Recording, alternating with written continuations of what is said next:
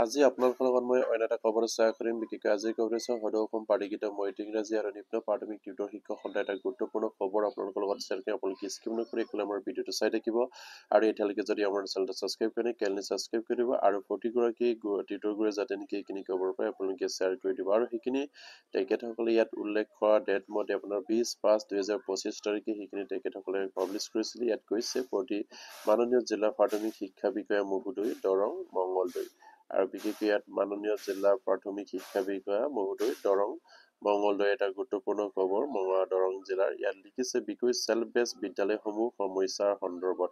আমাৰ চেল্ফ বেছ যিমানবিলাক টিউটৰ শিক্ষক সন্থাসকলৰ যিবিলাক চেল্ফ বেছ স্কুল আছে, বিশেষকৈ আমাৰ টিউটৰ শিক্ষক কৰ্মত নিয়োজিত যিবিলাক স্কুলসমূহ আছে চেল্ফ বেছ বুলি, আৰু সেই স্কুলবিলাকৰ সমস্যাখিনি সমাধানৰ সন্দৰ্ভত তেখেতসকলে দৰং জিলাৰ আপোনাৰ শিক্ষা বিষয়ালৈ এটা গুৰুত্বপূৰ্ণ তেখেতসকলে এটা অনুৰোধ জনোৱা এটা স্মাৰক পত্ৰ প্ৰদান কৰিছিলে। আৰু ইয়াত কৈছে যে মহাশয় সন্মানপূৰ্বক বিনীত নিবেদন যে আপোনাৰ অধীনস্থ দৰং জিলাৰ চেল্ফ বেছ বিদ্যালয় নিম্ন প্ৰাথমিক আৰু উচ্চ প্ৰাথমিক সমূহত বিভিন্ন সমস্যাৰে আৱৰি ৰখাৰ ফলত গুণগত শিক্ষা প্ৰদান আৰু বিদ্যালয় পৰিচালনা শৈক্ষিক পৰিৱেশৰ প্ৰতি প্ৰত্যাহ্বানৰ সৃষ্টি হৈছে বুলি কৈছে। যিহেতু চেল্ফ বেছ স্কুলবিলাকৰ সমস্যাখিনি সমাধা কৰি নিদিয়াৰ বাবে তেখেতসকলৰ স্কুল চলোৱাত আৰু পৰিচালনা সমিতিৰ চলাই যোৱাত তেখেতসকলৰ অসুবিধা হৈছে বুলি ইয়াত উল্লেখ কৰিছে। আৰু সেই পৰিলক্ষিতত দয়ালু মহোদয়ে আমাৰ নিম্নলিখিত দাবীসমূহ পূৰণ কৰিবলৈ বিনম্ৰতাৰে অনুৰোধ জনালো। আৰু সেয়ে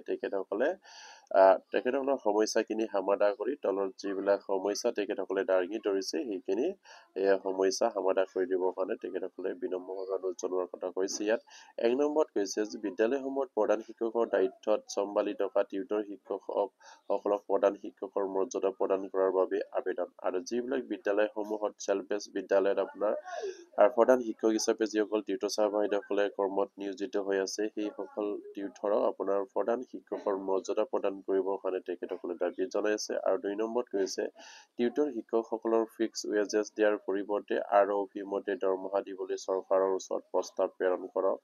ROP মতে দৰমহা নোপোৱালৈকে টিউটৰ শিক্ষকসকলৰ শিক্ষা হেতু এফত উপস্থিত বাধ্যতামূলক নকৰাৰ বাবে আবেদন। আৰু বিশেষকৈ ইয়াত উল্লেখ কৰিছে যে টিউটৰ শিক্ষকসকলৰ ফিক্স পে ৱেজেছৰ পৰিৱৰ্তে তেখেতসকলক ROPৰ মতে আপোনাৰ দৰমহা দিবৰ কাৰণে তেখেতসকলে বিশেষকৈ আমাৰ দৰং জিলাৰ শিক্ষা বিষয়াক আপোনাৰ অসম চৰকাৰলৈ প্ৰেৰণ কৰি দিবৰ কাৰণে তেখেতসকলে অনুৰোধ জনাইছে। আৰু ROP মতে যদি তেখেতসকলক দৰমহা নিদিয়ে সেইসকল টিউটৰ ছাৰ বাইদেউসকলে শিক্ষা হেতু এফত তেখেতসকলে উপস্থিত নিদিয়াটো বাধ্যতামূলক নকৰিবৰ কাৰণে তেখেতসকলে আবেদন কৰিছে। যিহেতু ROPও নিদিয়াল ROPৰ মতে তেখেতসকলক যদি দৰমহা নিদিয়ালৈকে তেখেতসকলে শিক্ষা হেতুত এটেণ্ডেঞ্চ দিয়াটো বাধ্যতামূলক কৰিব নালাগিব বুলি ইয়াত উল্লেখ কৰিছে। ROPৰ মতে যিদিনা তেখেতসকলক দৰমহা প্ৰদান কৰিব সেই তেতিয়াৰ পৰাই তেখেতসকলে হয়তো শিক্ষা হেতুত নিয়মীয়াকৈ হয়তো উপস্থিত প্ৰদান কৰিব। আৰু ইয়াৰ পাছত 3 নম্বৰত কৈছে যে শিক্ষা হেতু এফত ছাত্ৰ ছাত্ৰীৰ উপস্থিতিৰ বাবে উপযুক্ত ডিভাইচ প্ৰদান কৰক। আৰু ডিভাইচ নোপোৱালৈকে শিক্ষা হেতু এফত ছাত্ৰ ছাত্ৰীৰ উপস্থিতি বাধ্যতামূলক নকৰাৰ বাবে আবেদন। আৰু শিক্ষা হেতু এফত ছাত্ৰ ছাত্ৰীসকলৰ ডেইলি উপস্থিত আপোনাৰ শিক্ষা হেতু এফত দিবৰ কাৰণে এটা ডিভাইচ আমাৰ চেল্ফ বেছ স্কুলবিলাকত দিবলৈ তেখেতসকলে অনুৰোধ জনাইছে। যেতিয়ালৈকে সেই ডিভাইচ নিদিয়ে তেতিয়ালৈকে তেখেতসকলে আপোনাৰ শিক্ষা হেতু এফত ছাত্ৰ ছাত্ৰীসকলৰ উপস্থিতি বাধ্যতামূলক নকৰাৰ বাবে আবেদন কৰিছে। আৰু 4 নম্বৰত কৈছে যে পৰ্যাপ্ত সহকাৰী শিক্ষক আৰু বিজ্ঞান শিক্ষক নিযুক্তিৰ ব্যৱস্থা গ্ৰহণ কৰাৰ বাবে অনুৰোধ। আৰু পৰ্যাপ্ত এই চেল্ফ বেছ স্কুলবিলাকত শিক্ষক নিযুক্তি আদি কৰি আপোনাৰ বিজ্ঞান শিক্ষক নিযুক্তি দিবৰ কাৰণে তেখেতসকলে দাবী উত্থাপন কৰিছে। আৰু ইয়াৰ পাছতে কৈছে যে বিদ্যালয়সমূহত চেল্ফ বেছ স্কুলৰ পৰিৱৰ্তে department of education provincialise school হিচাপে চিহ্নিত কৰাৰ বাবে আবেদন।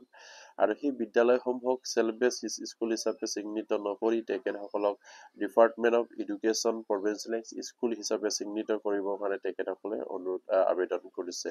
আৰু ইয়াৰ পাছতে কৈছে যে বিদ্যালয়সমূহৰ আন্তঃগাঁথনি উন্নয়নৰ লগতে অতি প্ৰয়োজনীয় আচবাব শৈক্ষিক সামগ্ৰী প্ৰদানৰ ব্যৱস্থা কৰাৰ বাবে অনুৰোধ। আৰু বিদ্যালয়সমূহৰ আন্তঃগাঁথনি উন্নয়নৰ লগতে অতিকৈ প্ৰয়োজনীয় আচবাবৰ লগতে শৈক্ষিক সামগ্ৰী প্ৰদানৰ ব্যৱস্থা কৰি দিবৰ কাৰণে অনুৰোধ জনাইছে। আৰু 4 নম্বৰত কৈছে যে বৃত্তিমূলক অৰ্হতা DLED নথকা টিউটৰ শিক্ষকসকলক উক্ত অৰ্হতা অৰ্জনৰ বাবে ব্যৱস্থা গ্ৰহণ কৰাৰ বাবে অনুৰোধ জনাইছে। আৰু ইয়াত 4 নম্বৰ পইণ্ট এটা গুৰুত্বপূৰ্ণ পইণ্ট উল্লেখ কৰিছে যিসকল চেল্ফ বেছ স্কুলৰ টিউটৰ ছাৰ বাইদেউসকলৰ আপোনাৰ DLED অৰ্হতা নাই সেইসকল ছাৰ বাইদেউসকলক DLED আৰ্হতা গ্ৰহণ কৰা এটা সুবিধা প্ৰদান কৰিবৰ কাৰণে বা ডেপুটেশ্যনত সেইসকল ছাৰ বাইদেউসকলক আপোনাৰ DLED কৰা এটা সুযোগ প্ৰদান কৰিবৰ কাৰণে তেখেতসকলে বিনম্ৰভাৱে অনুৰোধ জনাইছে।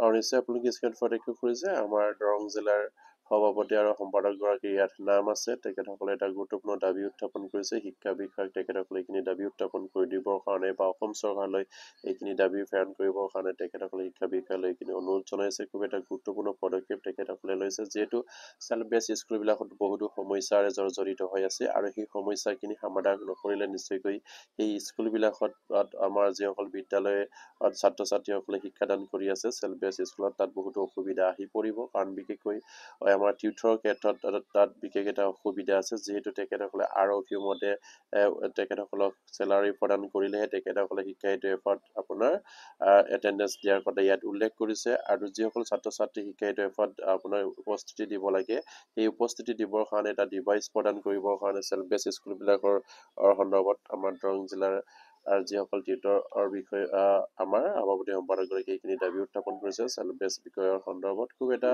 গুৰুত্বপূৰ্ণ খবৰ। আৰু যিহেতু DLED নথকা টিউটৰ ছাৰ বাইদেউসকলক DLED আৰ্হতা গ্ৰহণ কৰা এটা সুযোগ প্ৰদান কৰিবৰ কাৰণেও তেখেতসকলে অনুৰোধ জনাইছে। আৰু সেয়া খুবেই এটা গুৰুত্বপূৰ্ণ দাবী তেখেতসকলৰ, যিহেতু আমাৰ টিউটৰ ছাৰ বাইদেউসকলৰ সামান্য এটা ভৰিটুকি লৈ তেখেতসকলে কাম কৰি আছে আৰু সেই কামৰ বিনিময়ত তেখেতসকলক যিখিনি দৰমহা প্ৰদান কৰিছে সেয়া তেখেতসকলৰ কাৰণে সেইখিনি পৰিয়াল চলাত অসম্ভৱ। আৰু সেইবাবে তেখেতসকলে ফিক্স পে ৱেজেছ হিচাপে দৰমহা নিদিয়ে আৰু অফিমতে দিলেহে তেখেতসকলে আপোনাৰ শিক্ষাইত্ৰী এফত এটেণ্ডেঞ্চ দিয়াৰ কথা ইয়াত উল্লেখ কৰিছে। আৰু যিসকলৰ বৃত্তিগত আৰ্হতা নাই তেখেতসকলক আপোনাৰ বৃত্তিগত আৰ্হতা গ্ৰহণ কৰা ডেপুটেশ্যনত এটা সুযোগ প্ৰদান কৰিবৰ কাৰণেও তেখেতসকলে শিক্ষা বিষয়ালৈ এইখিনি অনুৰোধ জনাইছে। আৰু যিমানবিলাক দাবী উত্থাপন কৰিছে খুবেই এটা গুৰুত্বপূৰ্ণ দাবী তেখেতসকলৰ, আৰু সেই দাবীখিনি নিশ্চয়কৈ অসম চৰকাৰ বা দৰং জিলাৰ যিসকল আমাৰ শিক্ষা বিষয়া আছে তেখেতসকলে জৰিয়তে অসম চৰকাৰলৈ সেইখিনি যেন প্ৰেৰণ কৰিবৰ কাৰণে তেখেতসকলে অনুৰোধ জনাইছে। আৰু সেয়া খুবেই এটা গুৰুত্বপূৰ্ণ দাবী আমাৰ টিউটৰ ছাৰ বাইদেউসকলৰ। আৰু প্ৰতিগৰাকী আমাৰ টিউটৰ গুৰু যাতে নেকি এইখিনি খবৰ পাই আপোনালোকে শ্বেয়াৰ কৰি দিব। আৰু এতিয়ালৈকে যদি আমাৰ চেনেলটো ছাবস্ক্ৰাইব কৰে তেতিয়াহ'লে ছাবস্ক্ৰাইব কৰি দিব। নমস্কাৰ, জয় আই অসম।